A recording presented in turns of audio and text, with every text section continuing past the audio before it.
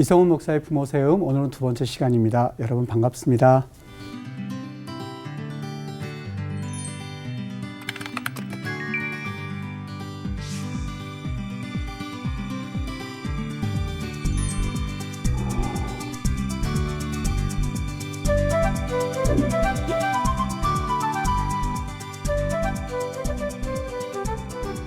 지난 시간에 우리가 이 절기 교육이 왜 중요한지, 그리고 이 날과 달, 그리고 새해에 대해서 우리 잠시 배우는 시간을 가졌습니다. 오늘은 지난 시간에 이어서 이 절기 중에 하나를 택해서 그 절기를 조금 깊이 들여다보고, 그리고 그 절기를 우리가 왜 배워야만 하는지, 또 부모 교육을 하는 데 있어서 어떠한 중요성을 가지고 있는지에 대해서 잠깐 살펴보는 그러한 시간을 갖도록 하겠습니다. 제가 시작하기 전에 집사님 하나 질문을 드릴게요. 네네. 혹시 절기 가운데 가장 궁금한 절기를 하나를 들어보십시오라고 한다면 어떤 절기를 드실 수 있을까요? 6월절에 예수님 이렇게 입성하시는 게 이렇게 떠오르는데요. 네. 물론 그 유대인들이 어디에서부터 어떤 그 기원이, 그리고 그 조상들이 누구냐에 따라서 약간 절기를 지키는 방법이 다르긴 합니다. 이를테면 사마리아 사람들이 유월절을 지키는 방식과, 그리고 유월절을 지키는 또 다른 유대인들이 어느 나라에서 왔느냐에 따라서 약간 차이가 있기는 한데요. 제가 이 이스라엘에서 유학 생활을 할 때에 가족이 모두 6명인 그러한 그 유대인들 가정에서 유월절을 지키는 그런 예식에 한번 참여한 적이 있었어요.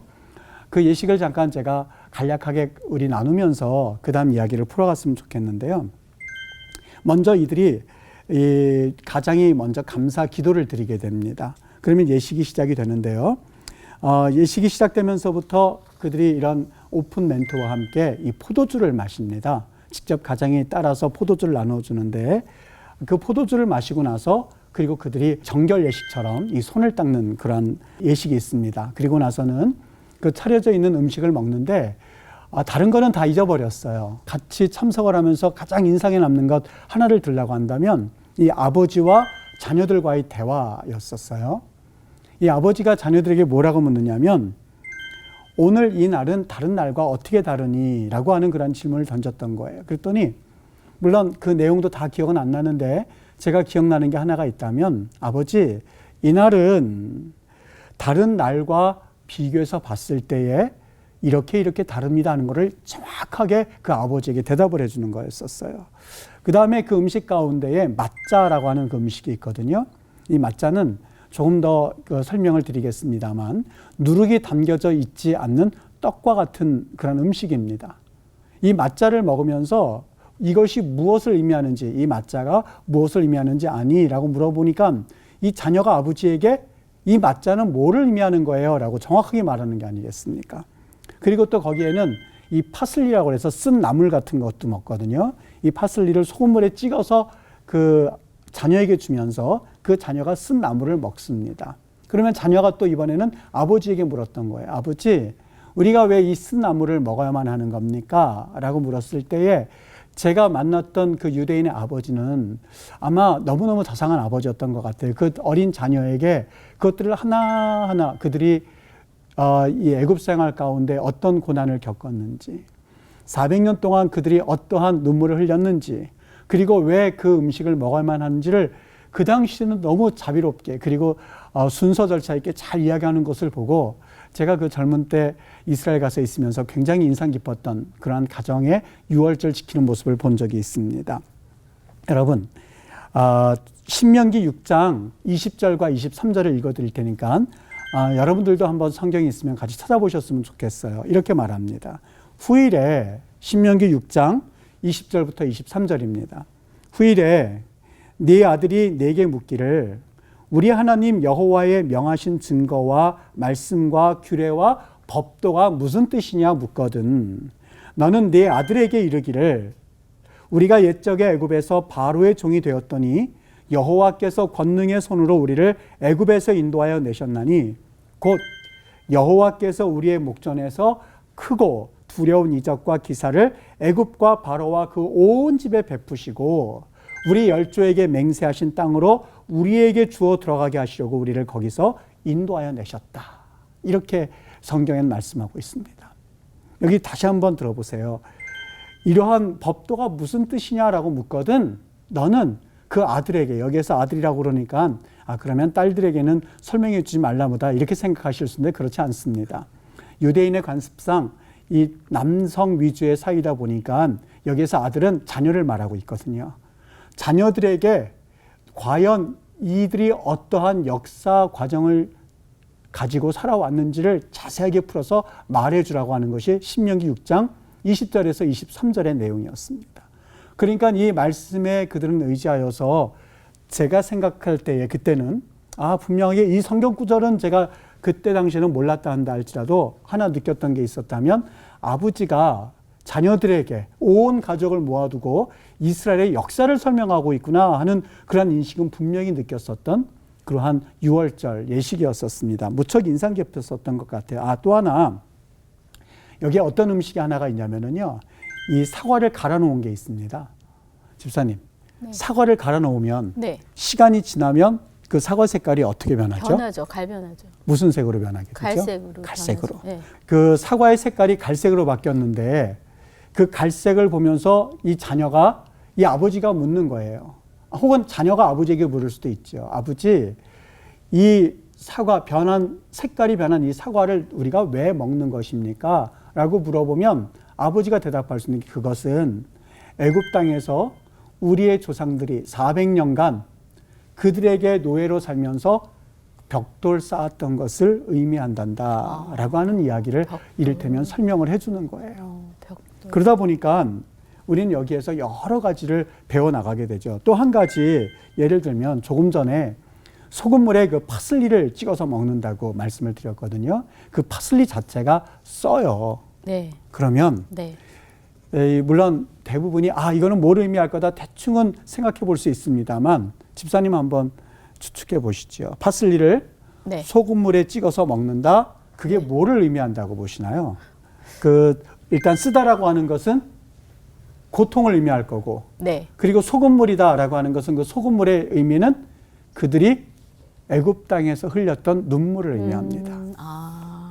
그러니까 그들이 고통 가운데서 애굽에서 눈물을 흘렸던 것을 직접 자녀에게 맛보게 하는 거예요. 그럼 자녀가 물을 수 있겠죠. 아버지, 우리가 이거를 먹는 이유가 뭡니까? 그러면 쓴나물을 먹어가면서 그리고 그걸 소금물에 찍어가면서 너희들이 태어나지 않았을 400년 기간 동안에 우리의 조상들은 그 애굽 땅에서 이러한 고생을 하였고 그리고 거기에서 많은 눈물을 흘렸단다라고 하면서 그거를 먹는 과정 가운데 6월절 예식을 치르고 있는 것을 우리가 볼 수가 있습니다.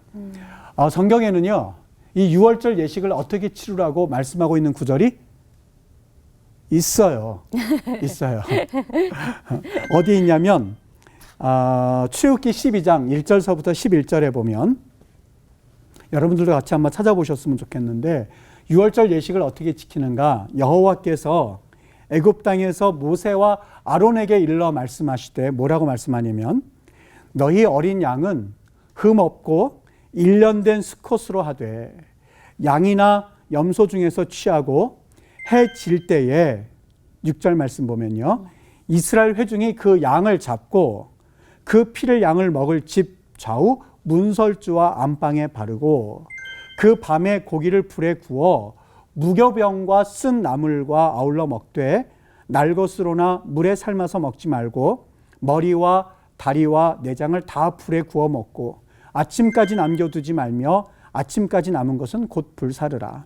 너희는 그것을 이렇게 먹을지니 허리에 띠를 띠고 발에 신을 신고 손에 지팡이를 잡고 급히 먹어라. 이것이 여호와의 6월절이니라 라고 하면서 아멘. 그들이 어떻게 지켜야 될지를 성경에서 아주 자세하게 묘사하고 있습니다. 제가 하나 집사님께 이거 질문을 드리고 싶어요. 집사님, 네. 출애굽기 12장 1절에서 11절까지 이렇게 말씀하고 있는데 네. 이거를 지금 그대로 교육하십시오 라고 하나님께서 말씀하시면 네. 뭐라고 답하시겠어요? 이게 쉽지 않아요. 그러니까 아마 시청자님들께서도 이것을 그대로 행하라고 한다면 아마 행하시기 쉽다고 말씀하신 분이 없을 것 같아요. 이거 굉장히 힘든 일인데요.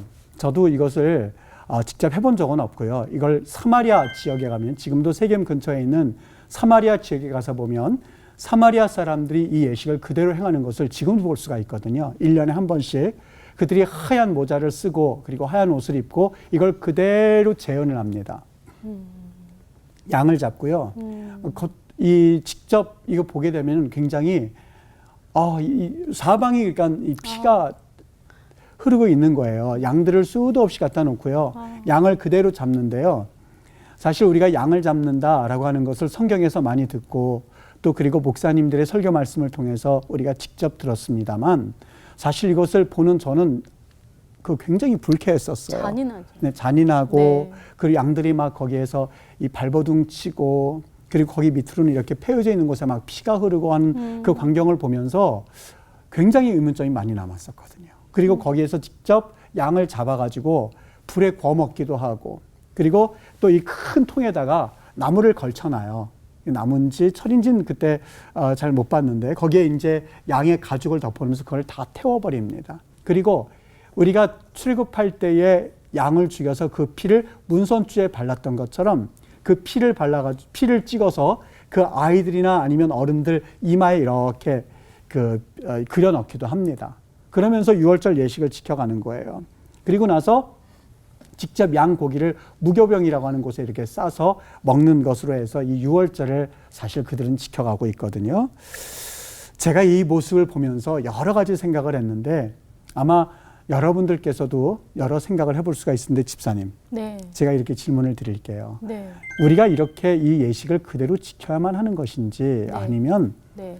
이것을 통해서 이 예식을 우리가 어떻게 이해하는 것으로 대체를 해야 될지 저는 좀 여러 가지 생각을 해봤는데 네, 네. 들었을 때 어떠셨어요? 저는 그게 사실 구약에서는 그렇게 유월절 피를 바르고 하지만 예수님이 오신 다음에는 저희가 그렇게 할 필요가 없다고 저는 알고 있거든요. 네, 네. 맞습니다. 제가 이 유월절 예식을 지켜보면서 저도 동일한 생각을 같이 한번 해봤는데요. 이 유월절 예식 가운데 양 잡고 그리고 피를 흘리는 이런 여러 광경을 보면서 이것이 과연 우리에게 있어서 어떠한 그런 의미일까라고 하는 것을 그 청년회 때 한번 생각해 본 적이 있었어요. 이를테면 이런 것도 있습니다. 하나 재미있는 하나 에피소드가 될 수가 있는데 이 유월절이 시작되기 전에 그들이 이제 유학생을 하면서요. 당장 좀 주식이 우리는 쌀입니다만 쌀로 먹을 시간이 없고 그러다 보니까 이 빵을 사서 식사를 대체를 합니다. 근데 6월절이 됐는데 빵을 못 사는 거예요.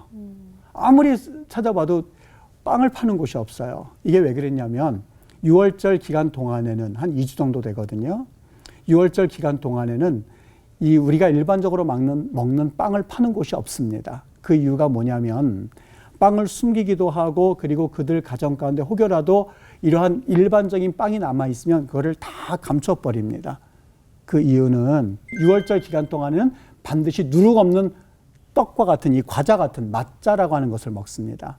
이게 맛자가 정말 맛이 하나도 없어요. 밋밋할 것 같아요. 정말 밋밋하고 네. 이거를 2주 동안 준비가 되지 않았기 때문에 어쩔 수 없이 저는 2주 동안 먹어본 적이 있었거든요. 정말 6월절을 정말 진하게 경험했어요. 첫 해에. 그런 6월절이 그렇게 될 줄은 몰랐거든요. 그런데 여기도 의미가 있는 거예요. 일반적인 빵을 그들이 가정에서 다 숨기거든요. 조그만 부스러기가 있다 하더라도 그 빵을 다 숨기거든요. 그 이유를 혹시 아세요? 그 맛자 먹으려고 그런 거 아니에요? 그렇죠. 맛자를 네. 먹으려고 하는데 네. 이 맛자나 아니면 6월절에서 먹지 말아야 될 이런 누룩 넣은 빵 같은 경우를 상징적으로 표현하는 게 있습니다. 아, 그래요? 네, 그걸 숨기는 이유가 있습니다. 맛자를 먹기 위한 거는 1차적인 답변이긴 한데 네네. 그것보다 더 근원적인 답변이 있는데 네. 우리가 먹는 이 빵은 인본주의, 죄 이런 걸 상징한다고 보는 거예요. 그러니까 이 6월절 예식을 지키기 전에 우리가 인본주의라든지 아니면 이 노예 근성이라든지 아니면 의존하는 그 어떤 이 뭐라고 그럴까요? 이런 게으름이라든지 이런 모든 자신의 나쁜 습관들을 이제는 다 제거하겠습니다라는 의미에서 누룩 넣은 빵을 방 구석구석에 있는 걸 다 찾아내서 버리든지 아니면 숨겨버립니다. 네, 그렇게 함으로써 사실 6월절 예식을 준비를 하는 거예요. 그러니까 이 단계는 뭐냐면 6월절 예식에서 비록 그들이 입으로 표현하지는 않았다 할지라도 나는 이제부터 하나님과 새로운 관계를 맺기 위하여서 이제 이 유월절 예식을 준비하겠습니다라고 하는 그러한 상징적 의미가 담겨져 있는 것이죠. 그런데 또 한 가지, 이거는 그냥 작은 우리가 예에 불과하고요.